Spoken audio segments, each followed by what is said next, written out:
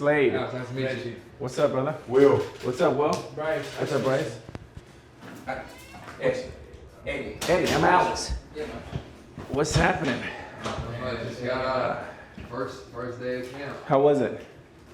It was good. Good as the first day could go. Wasn't that hot? First day always tough, just to get the first one out of the way? Yeah, acclimated. Yeah. Big words. I'll tell you what, in baseball, no matter how much you train in the off season, no matter how hard you worked, the minute you get in metal cleats for an entire day of spring training, man, the next day is like you can't even walk. Yeah, about right. Because there's nothing like being in metal cleats for 7 or 8 hours. But, Yeah. what time does practice start for y'all? I don't even know. Once we get in the building in the morning, and Yeah, we have like a walkthrough around 9 o'clock, and then we have like a 2-hour break once that's done, and then we start meetings at 1. I think we go on the field about 2:30. 2:30. And We're what- done about, like 4:45. And there's no school? Nah, just football for this month. Yeah, just for that. School starts, I think, the 18th. Oh, nice. And then we cut back on how much time we spend up here. Yeah, we appreciate you coming though. Yeah, man, my pleasure. It's always cool. I got heading up to Chicago. I have the Cubs and the White Sox on Sunday. So finally getting things back opened up and you actually can do the game from Wrigley Field, which is nice. Yeah, that's We've cool. been stuck in a studio doing games. It's been so weird, like watching a game and actually having to do it. You miss so much, Oh yeah. you know, not being there. But where you guys from? I'm from Louisiana. Georgia. Southern California, What part? Pasadena. So then walk me through, so give me your top choices before going to Alabama. Like give me your top 3 or 4. Man, well, being from Louisiana, it was like LSU, and I always had a good connection with TCU. And then, you know, Bama they have their ways of reeling you in, so they reel me in. I think mine was Alabama, LSU, and Penn State. Yeah. Mine was LSU, Auburn, and Florida. I was committed to USC for like a year before I flipped over here. So there, Oklahoma, and like Washington. Oklahoma and Washington up by Seattle? Yeah, for a little bit. But I was really thinking about going to SC for a minute. And then what finally took it over the top to come to Alabama? You want to be the best, play with the best, get coached by the best. That's kind of how I looked at it. I think my really only thing was I just wanted to be in the most competitive environment. I want to be like where the best players were, because if you really want to be the best, you kind of want to try yourself against everybody who claims to be the best, in a sense. So, receivers, right? Yeah. Who are some of your favorites? Julio. Julio? Julian Edelman. Nice. Yeah. Favorite linebackers? Khalil Mack, most definitely. It's a good one. Khalil Mack. His game is unbelievable. The way his size and everything, the way he can get off blocks, stop the run, and pass rush, and he can drop in coverage. It's versatile. So I like it. And you guys all want to play in the NFL? Yeah. That's a plan. Oh, that's awesome. It's a plan. Favorite quarterback? Aaron Rodgers. Sick. Rodgers, Russell Wilson. And who? And Russell? Wilson. Definitely see some Russell Wilson in, for sure. Rodgers the GOAT. And Rodgers the GOAT. Yeah. Both of them can sling it though. Both of them. Yeah, they sure can. You can trim up a little bit if you want. Maybe use like 1.5 or something. Nothing too crazy. I'm gonna get my mother on TV. I want to look crazy.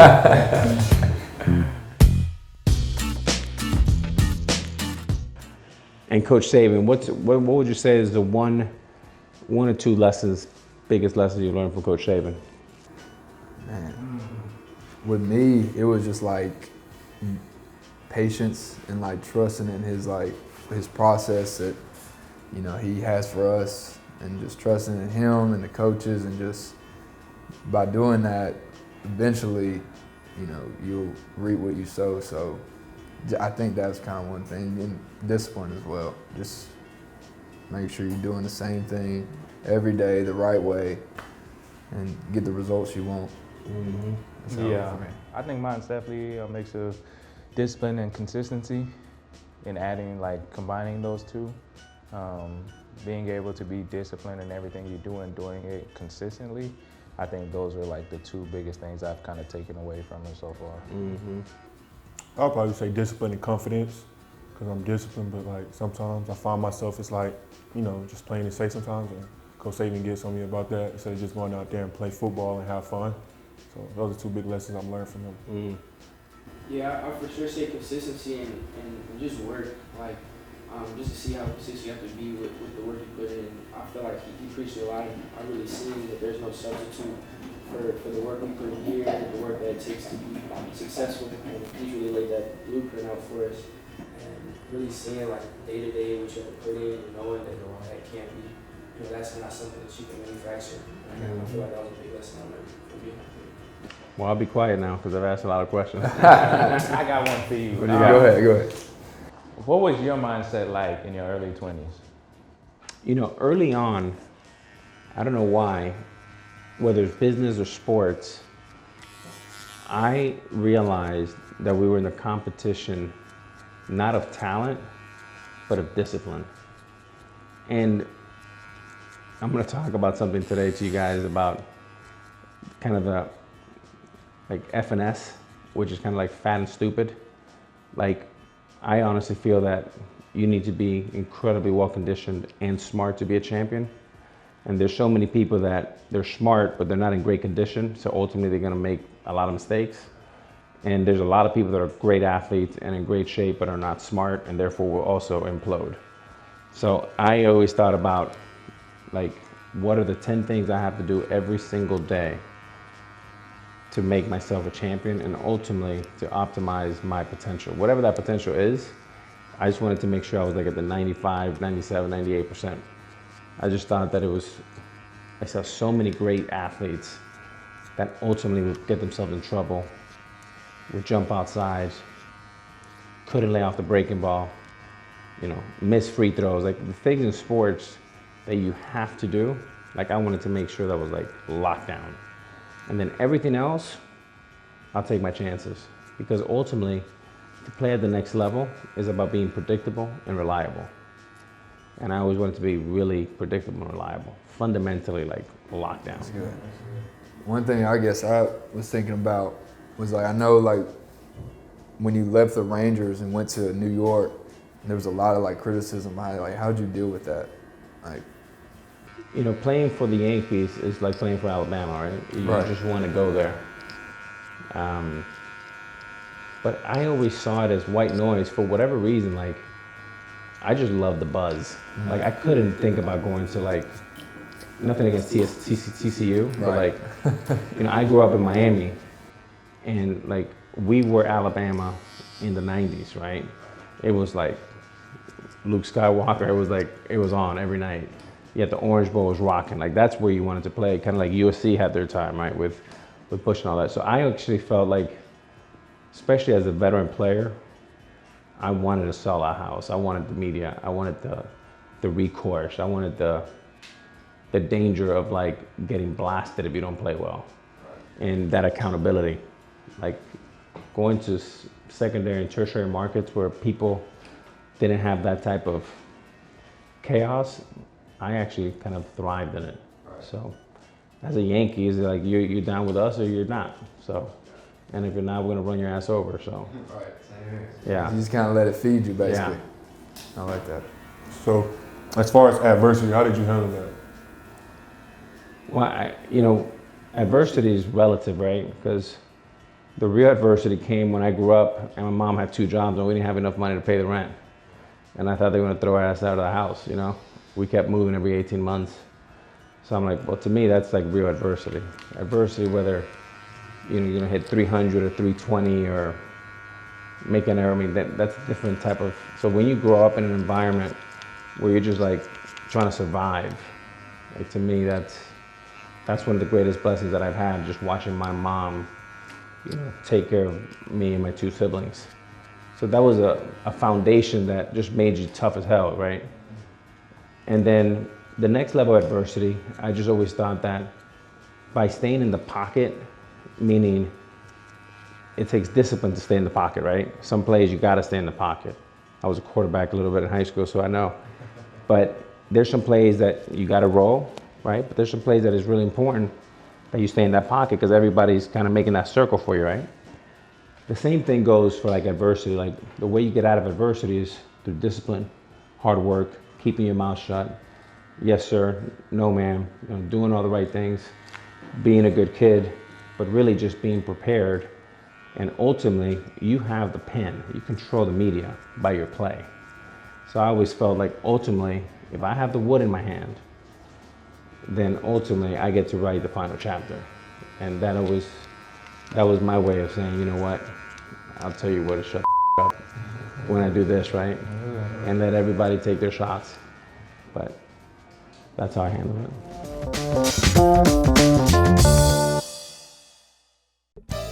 You've had a lot of success, obviously, after baseball in the business world. You know, with what you're doing now with the play-by kids. What would you say were probably maybe one or two of the most important things that you've learned as far as probably that success on the field to success in the business world?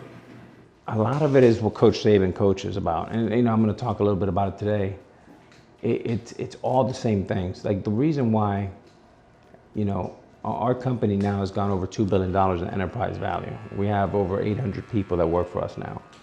But it's the same philosophy, the same way that you guys want to come play at Alabama. We have kids from all over the place saying, I want to come work for the Corp, right? Because we've made it cool, we made it fun, we're growing.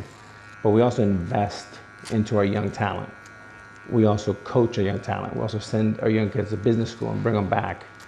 So a lot of it is, my company's called, my venture fund's called VCP, and that stands for Vision, Capital, People. And think about what you have in Alabama. You have this crystal clear vision. You talked about you want to play for the best, right? Best program, best coaches, best coach, maybe the best coach of all time. The vision is clear. You want to be the best football team in the world in amateur, right? Best team in America. That's a clear vision. Everybody sees it, national champs, all of that. Then you need the C. The C is the capital, right? So you guys have all this capital, right? That people are deploying into like these great facilities and all of that. So you have that in abundance.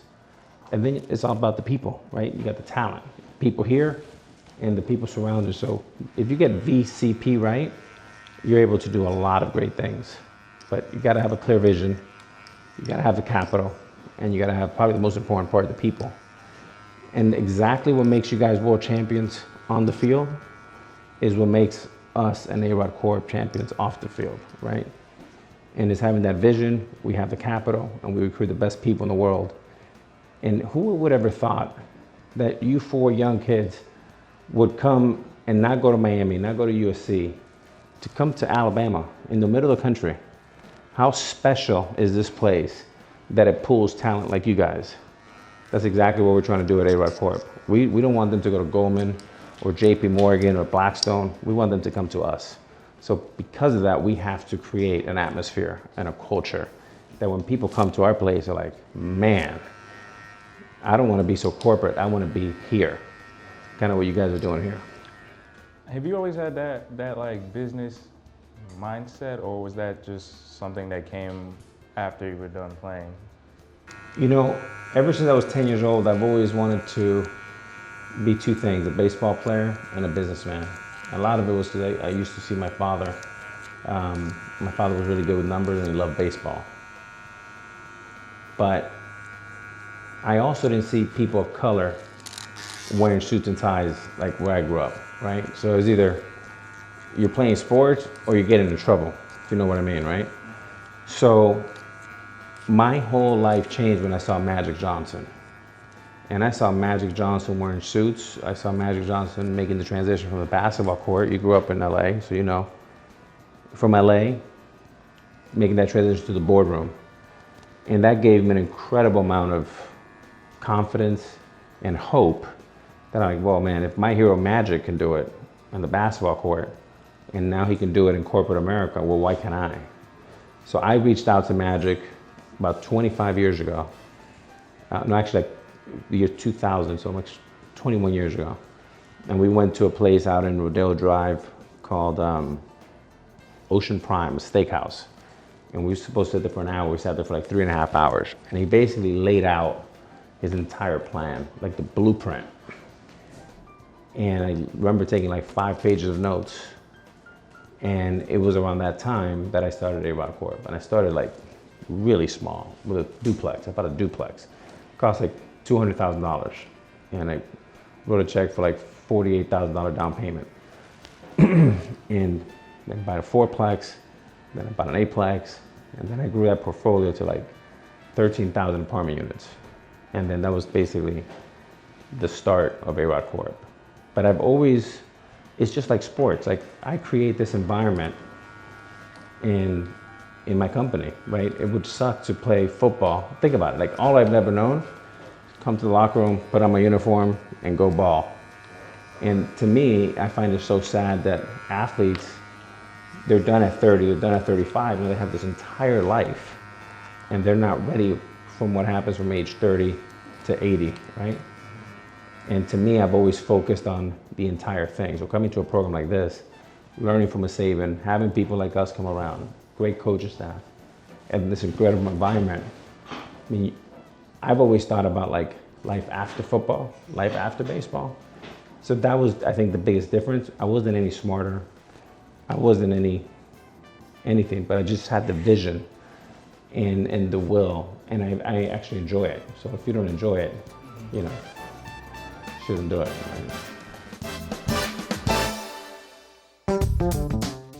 You played for obviously the biggest team in baseball. You were the biggest name in baseball for a while.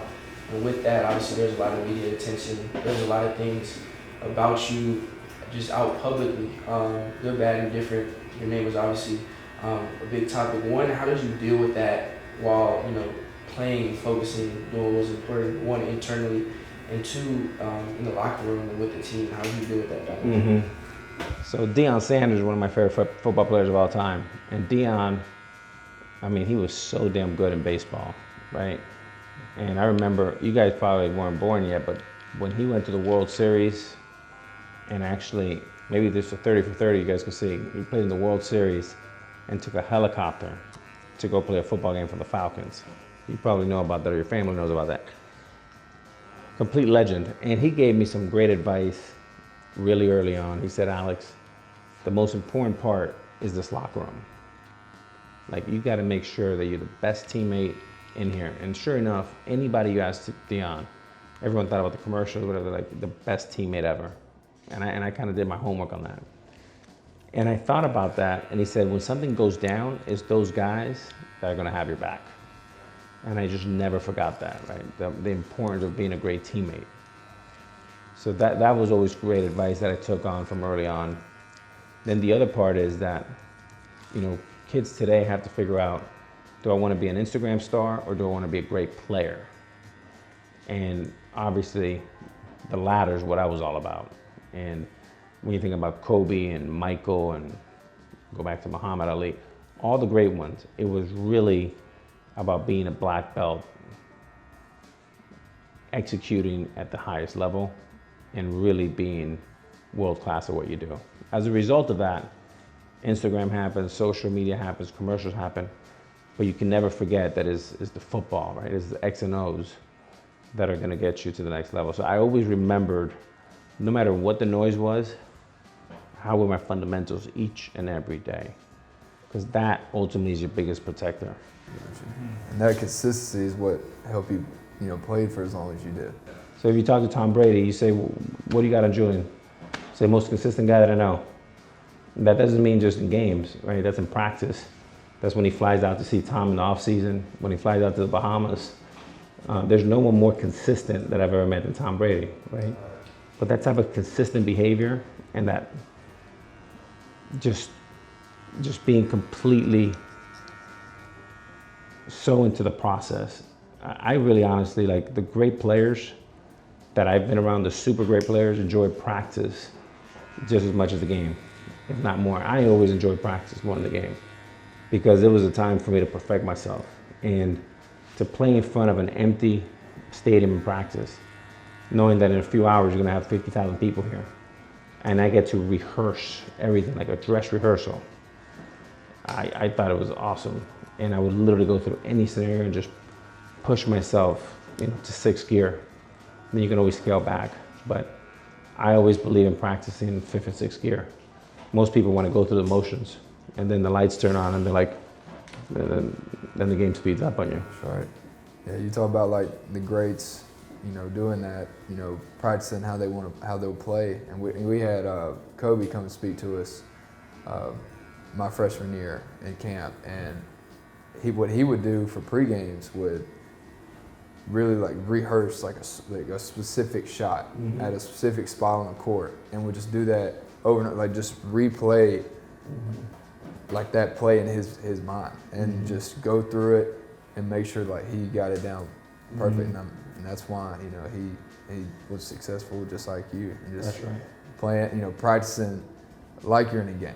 And that's what Coach teaches us, because he tells us to practice fast, because if you don't practice fast in the game, you ain't gonna play fast. That's right. And I know that that's, especially in fall camp, I can speak for all of us. It can get tough doing that, but you gotta find that burn inside you to do it. Ultimately, there's no better feeling. I always envision like, what am I gonna be thinking when I'm 45, looking back? Right. And I would not be able to live with myself if I told myself I could have done a little bit more. I could have laid off Instagram. I could have laid off the girls. I could have laid off this. I could have laid off that. I could have been a better teammate. I could have been more selfless. All those things, looking back, I'd be like, so then that means that I only hit 72% of my God-given potential. Like, how do you live with that? Right? Like, I can't even look in the mirror. Like, what are you telling me about your teammates? That's what you think of your teammates, and what you think about everyone's around here. All these things that are built. The least you can do is give me 100%. That's the least you can do. That's the fun part.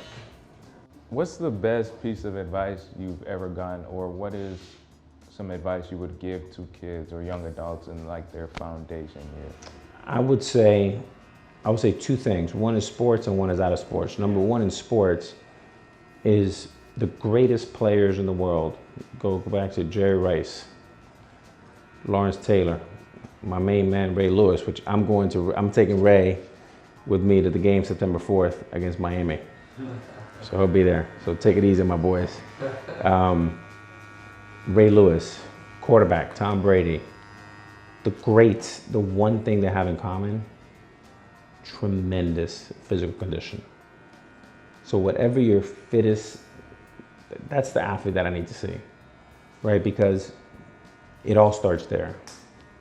If you have a great mindset and your body's out of shape, you're dead. If you're overweight, if you're dehydrated, if you should be at 8% body fat and you're at 12. By the way, if 12 is your capacity, let's roll. I can roll with 12. I always say a fool with a plan will beat a genius without one every single time. So as long as 12 is your 100% capacity, let's roll. I'll take that guy every day.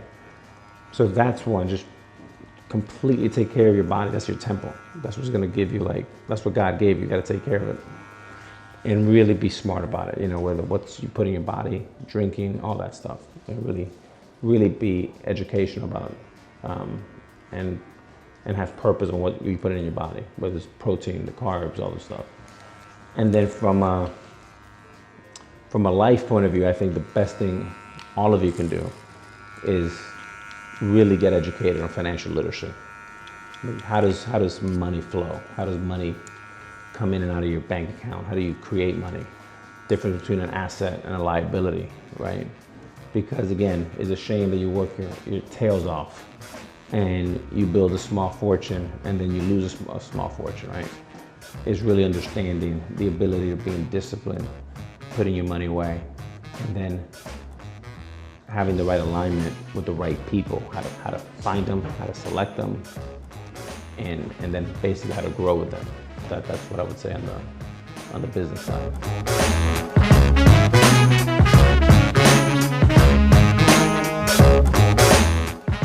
Great experience, hearing from a guy like that with so much success and just being a great player like that. It's awesome. It's a great experience. So I appreciate Alex Rodriguez coming, and appreciate y'all having him.